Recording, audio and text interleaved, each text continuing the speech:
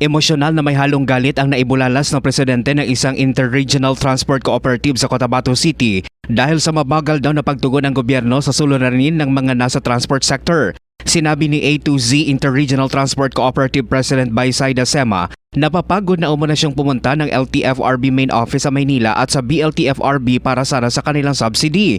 Pero ang hindi niya maintindihan ay kung bakit hindi agad ito maibigay sa kanya gayong nakumpleto naman nila ang mga kailangang dokumento.